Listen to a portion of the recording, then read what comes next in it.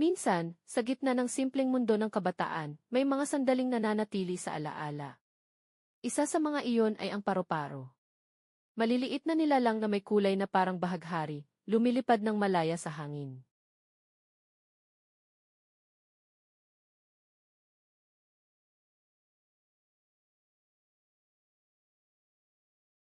Tila nagdadala ng kasiyahan sa puso ng bawat bata.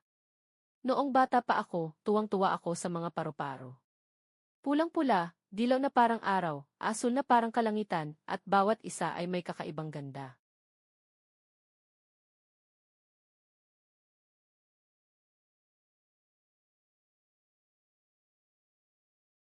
Lumilipad sila sa paligid ng mga halaman, dumarampi sa bulaklak, paminsan-minsan ay humihinto sa aking kamay, tila nakikipaglaro. Ang mundo ko noon ay simpleng kasiyahan. Ang paru-paro ay simbolo ng inosenteng ligaya at kulay sa bawat araw.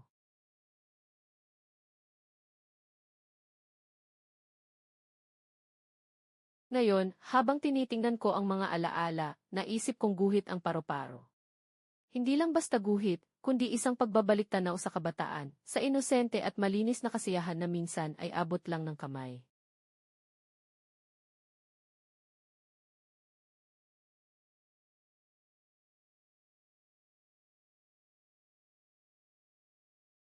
Habang binabalot ko sa papel ang bawat pakpak at kulay, unti-unti kong nararamdaman ang saya na dati ay natural lang, ngayon ay isang alaala. Ang bawat paru-paro ay may kwento. Ang bawat kulay ay may kahulugan.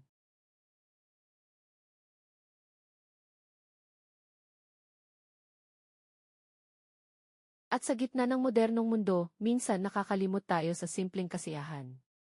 Ngunit sa isang guhit, sa isang alaala, maaari pa rin nating maramdaman ang ligaya at kulay ng kabataan.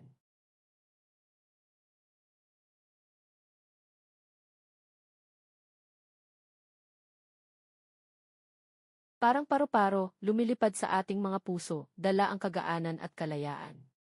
Kaya ngayong araw, habang nakatitig sa aking sariling guhit ng paru-paro, naaalala ko, ang inosenteng tuwa ay hindi nawawala.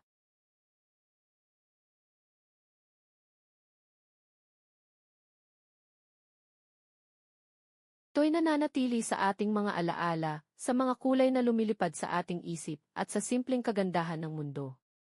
Tulad ng paru-paro, ang ligaya at kulay ng kabataan ay palaging pwedeng balikan.